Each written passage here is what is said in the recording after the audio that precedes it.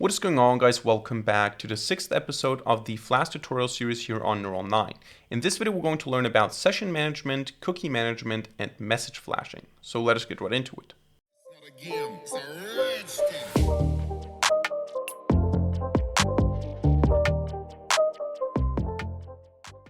Alright, so we're going to learn about session management and cookie management in Flask in this video today, and we're also going to learn about message flashing. Now let us get started with the first two, sessions and cookies. The basic ideas here are quite similar because in both cases we want to keep track of information, we want to store information that is relevant for multiple requests. So we want to keep information across multiple requests. Because HTTP in general is stateless, which means we have a request and a response, and we don't have a state that keeps track of information about the overall exchange. So if you want to do that, you have the two basic ideas or the two basic methods to have a session or to have cookies, to use cookies on the client side or to keep track of session information on the server side. That's the major difference, the location of the storing. And also for security reasons, if something is sensitive and you want to be able to trust it, you want to keep it in the session, you want to keep it on the server side. And if something doesn't really matter, it doesn't really matter if it's changed, it doesn't really matter if the user sees it, you can store it in a cookie on the client side, so in the browser. Because whatever you store in a cookie on the client side can of course be changed by the client, can be seen by the client.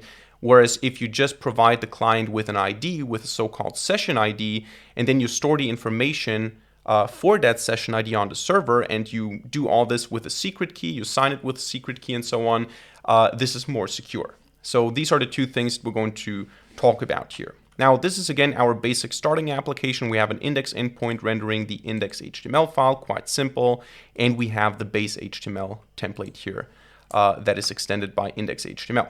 Very simple. Now, the first thing we want to do here in order to be able to use sessions is we need to set a secret key for the signing, for the encryption, basically. So app.secret key has to be set to something. Now, in practice, you want to use a good secret key here. For learning purposes, for testing purposes, you can use whatever you want, just some key here. Again, if you have an actual application, you want to definitely set this to something, proper. But you have now this secret key, and with this secret key now, you can issue basically session IDs, and you can keep track of information of individual users, of individual clients on the server side. So, for example, if I want to do this in the index endpoint, or actually let's create individual endpoints for all of these things we're going to talk about here. Let's do /setData. And let's call the function here setData as well. And what we want to do here is in the session, and for this we need to import from Flask import session here. In the session dictionary, you could say, we want to set now some field to something. So for example, I can go and say name equals Mike. Now, these are just examples. You can, of course, do whatever you want here. In reality, in actual applications, as I mentioned, the session data is something that is usually sensitive or that should not be changed by the user, that should not be seen by the user maybe, something that is not, something that you're supposed to be able to trust on the server side. That's the basic idea. So session name equals Mike, and then session, maybe something else, let's call it other, equals hello world, whatever you want to call it. So this is now information stored in the session dictionary in this case, and this will be associated with a specific session ID. So what I can do here now is I can say return render template, and I can return index HTML. Maybe what we're going to do here is just so we see the difference, because I'm going to return here a couple of times. I'm going to add a paragraph here, and in this paragraph we're going to just have some message, and the message will be passed here. So I can say message equals index, and here I can say message equals session data set or something like this. And then maybe also let's go ahead and have a couple of anchor tags here with URL4 so that we can have some buttons to play around with. URL4 set data, and then set session data. So let's run the application, and let's open this up. There you go. So now I can click on set session data and it says session data set. And I can actually see that in my browser. If I right click, go to inspect, and then I go to storage, you can see that I have a cookie here. So I have a cookie here in Firefox, and the name of the cookie is session, and the value is something that I cannot really read. You can see I don't have any information here. I don't see the actual values for name and other. I just have a session cookie, and the server has the information for name and for other, and I can just get it. The server can provide me the information if the server wants to, but I don't have the information here on the client side. I just have this session cookie that I can identify myself with, basically. So now I can make another endpoint. I can create a route app route get data. And here now I could just go ahead and render the data as the message or into the message. So I can say that the name is equal to session name, that other is equal to session other, and then I can just return render template index HTML, and the message will be a formatted string, an F string, where I have this information. So I can say something like name, and other, whatever. And then of course I also want to add an anchor tag for this so that we can easily do these things interactively. So here I have set session data, get session data, set, get. Now the interesting thing is I can go now into my memory, or actually storage, and I can delete the session cookie. So I can delete my identifier that the server needs to know who I am, that the server needs to understand that this is the same session. So I can just go ahead, delete this, and now if I go to get session data, I get the key error name, because there is no session for this. I don't have a session cookie, I don't have a session ID, so there's no data that the server can provide me with.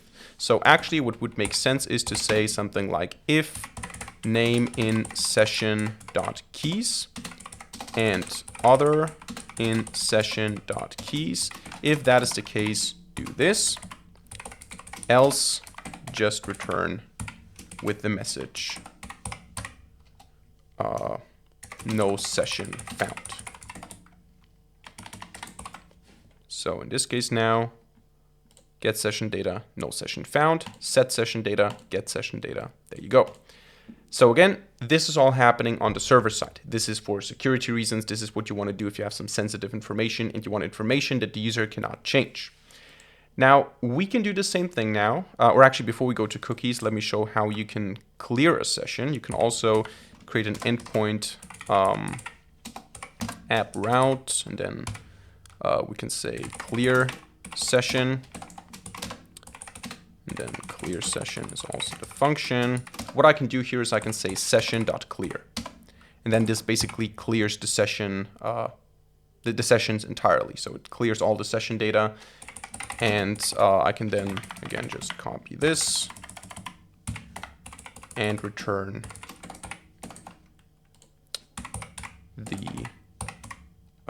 the message session cleared.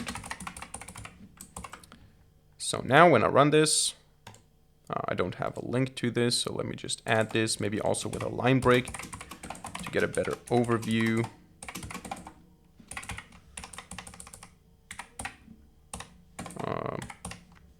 Clear session, clear session data. Then I can clear it. Now, when we look at the storage, I don't have anything here. I can set it. Then I can look again. I have the session cookie. I can get it. Still have the session cookie. I can clear the session data. And I don't have the session cookie anymore.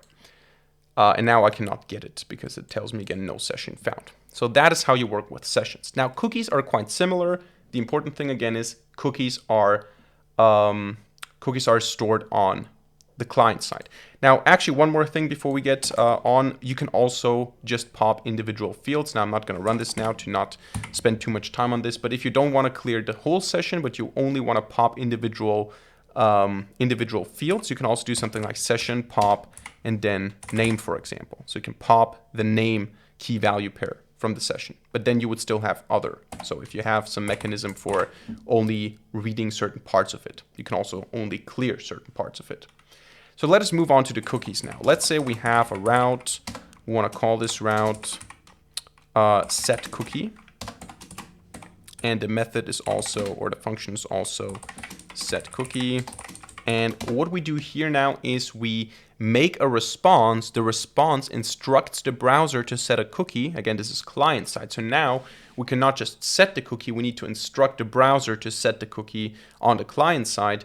And then the client has control over the cookie. So I can say response is equal to, and for this we need to import a function called make response. I think we talked about this already. Make response, and the response we make is just render template index.html with the message cookie set. That is the response, and to this response now we can attach a cookie, or we can set a cookie. So response set cookie, and then we just pass the key and we pass the value. So we pass the cookie name and the cookie value. So in this case, the name is cookie name, or the key is cookie name, and the value is cookie value. And then I can just return the response. And then I can also just copy this, paste this, set cookie,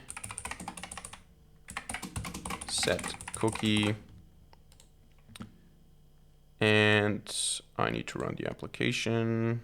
There's a problem because I didn't use a slash. There you go. Now we can right click, inspect, look at the storage, look at the cookies. We don't have cookies. I can also set a session cookie. There you go. And now I can set cookie. And now you can see we have cookie name, cookie value. You can see that this is now clear text. I can see the content of the cookie. I can see cookie name, cookie value. It's not like with a session where the server has the information. I have it here in my browser. And now we can have an endpoint get cookie. So I can copy this down here. I can change this to get cookie. And now what we want to do is we want to say cookie value is equal to request. Now, do we have request imported? No. We need to get from request, we need to get the cookies. And in particular here, we want to get the cookie with the name cookie name. Of course, you can have multiple cookies. You can set cookie name, cookie value, then something else. But in this case, we're interested in this one cookie. So we get the value, and then we can return a response. In this case, it's going to be render template index.html. And the message is going to be formatted string cookie value is equal to cookie value. So let's load this. And of course, we need to have a link here as well. So just copy, change S to G. And now let's go ahead and see get cookie, cookie value.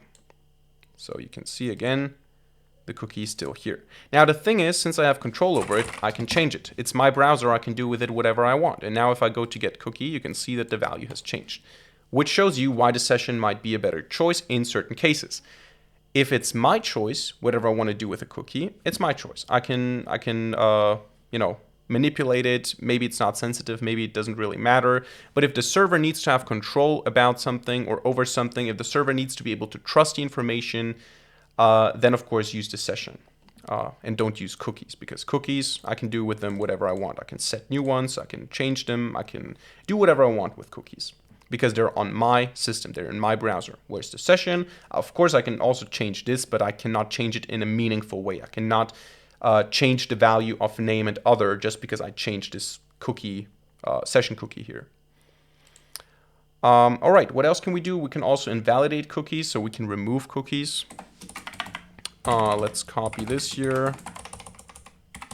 Remove cookie. And the way we do that is we basically make a response and we instruct the browser to expire the cookie, to say the cookie expires in immediately, basically. So we can actually copy this here. It's almost the same. We say cookie removed. And what we do here now is we set cookie name, but we don't set a value to it because the default value is just an empty string, we set expires equal to 0. And then we just return the response. Let's go, and I always forget to add the new endpoint here. It is remove cookie, there you go. And if I go and get the cookie, I have it here, remove the cookie, get cookie, and there you go, bad request. So here also, again, you should check for the key. But we can see in the storage now we don't have it. Then again, we do have it. Then again, we don't have it. So this is how you can remove a cookie. You just let it expire. Now, last but not least, I want to show you message flashing, which is something in Flask we can do. It is basically you display a message that can be flashed using the flash function, which can be useful if you want to have the field up there on every page for specific status messages. For example, you logged in or some event happened, and this is something you could add in the base template, for example. So the idea is that we have the base template, and in the base template, what I can do is I can add a section in the body, and of course you should style the section properly. I'm not going to style it now, so it's going to look bad. But what we can do here is we can use Jinja with curly brackets %, and I can say with messages being equal to get flashed messages. And I can also use an end with. In between, what I can do is I can say if there are messages, and then of course I have to close it off with an end if. If there are messages, I'm going to iterate over the messages and show them in an unordered list. Again, this is going to look bad, but if you style it properly, you will have an info box at the top showing relevant messages that have been flashed. So we can say here for message in messages and for we're going to have a list item with the message. So this is how you display the flashed messages. Now you can flash a message in Flask by just using the flash function. So you import flash, and then let's go ahead now and create a login page. Let's go ahead and say we have an app route /login. And what we do here is we return render template login HTML. So this, of course, needs to be created. Login HTML. There you go. Then we can, or actually, let's go ahead and copy the content of index and just replace this stuff here. Login page, and then the content is going to be a form. So we're going to have a heading 1 login, and we're going to have a simple form, which is going to have an action equal to URL for login, and a method being equal to post. And then we have some basic input, type text, name is going to be username, placeholder is going to be username, then we're going to copy that, we're going to say this is password, this is password, this is password. Then we're going to have an input, type submit, value, login. Very simple. That's basically it. That is our login page. And what we want to do now is we want to go to index when we successfully logged in. But of course, we want to flash the message that we're now successfully logged in or that the login failed, depending on what we do. So what we're going to do here now is we're going to say if request method, and of course we need to allow here for methods being equal to get and to post. So if the method is equal to get, that is the case, just render login HTML. Otherwise, if the method is equal to post, then do the following. Get the value, or the values. Username is equal to request.form.get username. Password is equal to request form get password. And then if username equals neural9 and password equals 12345, if that is the case, we return render template index HTML, and the message will be, I'm not going to have any message, or actually, let's go ahead and say message is going to be empty, like this. And otherwise, we can copy this and also redirect to index. The only difference now is going to be our message flashing. I'm going to flash, in this case, successful login. And in this case, I'm going to flash login failed. So the flash function is the only difference here, and this is what we display here in the base template at the top. So I can go now, of course, one more time. Let's go ahead and add here the login.